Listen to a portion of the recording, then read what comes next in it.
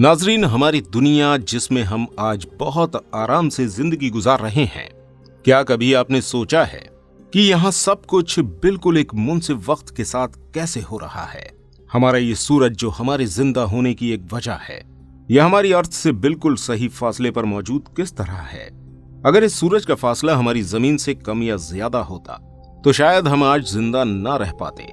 क्या कभी आपके जहन में ख्याल आया है कि ये सूरज खुद ब खुद बिल्कुल सही दूरी पर किस तरह से पहुंच गया? इसके अलावा क्या कभी आपने सोचा है किस तरह से हमारे जिस्म को तख्लीक किया गया? हमारे जिस्म में मौजूद हर चीज बिल्कुल सही तरह से किस तरह काम कर रही है? किस तरह से हम सांस ले रहे हैं? जब हमारे एनवायरनमेंट में इतनी सारी गैसें मौजूद हैं, तो किस तरह से सिर्फ ऑक्सीजन ही हम गेन कर रहे हैं? कभी हम इतनी गैसों में से किसी और गैस को सांस के जरिए अपने जिस्म में क्यों नहीं ले लेते?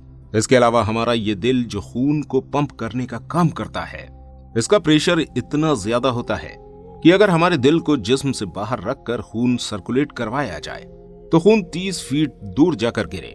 और यही काम जब हमारे जिस्म में होता है तो हमें इसके बारे में खबर भी नहीं होती। क्या हमारा ये दिल खुद ही बन गया?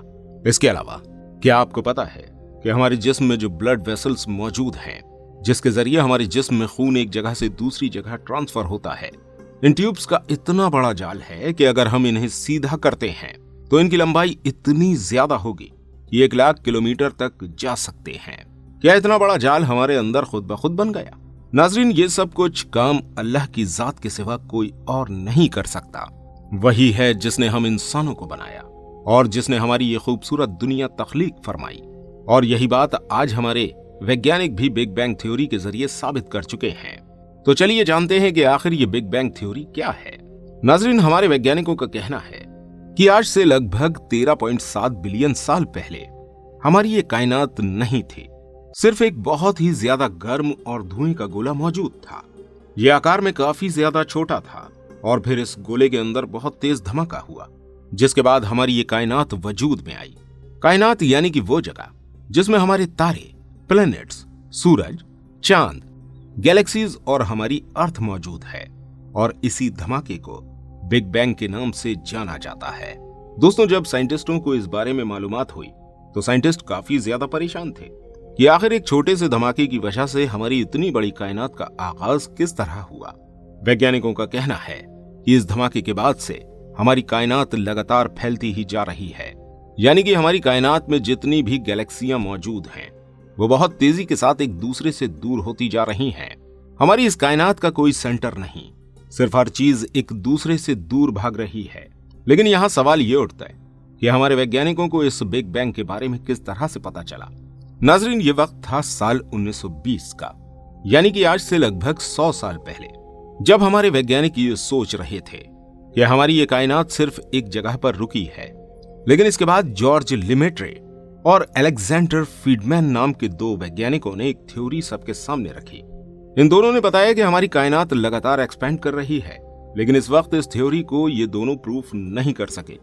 लेकिन फिर इसी साल में एक दूसरे एस्ट्रोनॉमर एडविन हबल, जिनके पास दुनिया का सबसे बड़ा टेलीस्कोप था, इस टेलीस्कोप के जरिए एडविन हबल ने बताया कि गैलेक्सी एक जगह पर नहीं रुकी, बल्कि ये लगातार एक जगह से दूसरी जगह मूव करती जा रही है। यानी कि हमारी कायनात फैलती ही जा रही है, जिसे हबल्स लॉ के नाम से जाना जाता है। यानी कि हमारी ये कायनात किसी एक पॉइंट से फैलना शुरू हुई है और धीरे धीरे करके ये इतनी बड़ी हो गई है। और इसी बात से बिग बैंग थ्योरी निकल कर आई। इसके बाद साल 1954 में बिग बैंग थ्योरी से जुड़ा हुआ एक और सबूत दुनिया के सामने आया, जब अमेरिका के एक फिजिसिस्ट एर्नो पेंजियस्ट और एस्ट्रोनॉट रॉबर्ट विल्सन ने यह ऑब्जर्व किया कि हमारी कायनात में एक अलग ही एनर्जी मौजूद है। इस एनर्जी से लगता है कि हमारी कायनात में कभी एक बहुत बड़ा धमाका हुआ है और इसी की वजह से ये एनर्जी चारों तरफ फैल गई है। दोस्तों, ये बिग बैंग थ्योरी हमारे साइंसदानों ने हमारे सामने कुछ वक्त पहले ही रखी है, लेकिन इसके बारे में अल्लाह पाक ने हमें आज से 1400 साल पहले ही कुरान मजीद के अंदर बयान फरमा दिया है। अल्लाह ताला ने कुरान पाक में फरमाया है कि इस आसमान को हमने बनाया है, अल्लाह ने ही हमारी कायनात बनाई है और वही इसे फैला रहा है। कुरान मजीद के अंदर ये भी बताया गया है कि एक वक्त में हमारा ये आसमान और जमीन एक हुआ करते थे और इसके बाद हमारी ये कायनात वजूद में आई है। अल्लाह ताला कुरान में फरमाता है कि क्या इनकार करने वालों ने ये नहीं देखा कि एक वक्त में ये जमीन और आसमान आपस में मिले हुए थे और हमने इसे जुदा किया और हमने जानदार चीजों को पानी से बनाया। इसके बाद भी ये लोग ईमान क्यों नहीं लाते? इस बात से पता चलता है कि शायद अल्लाह पाक ने यहाँ हमें बिग बैंग की निशानी दी है। नाजरीन, हमारी साइंस जो भी हमें बता रही है वो सिर्फ एक अंदाजा है। हमारी कायनात में ऐसे ऐसे राज पोशीदा हैं जिन्हें अल्लाह पाक के सिवा कोई नहीं जान सकता।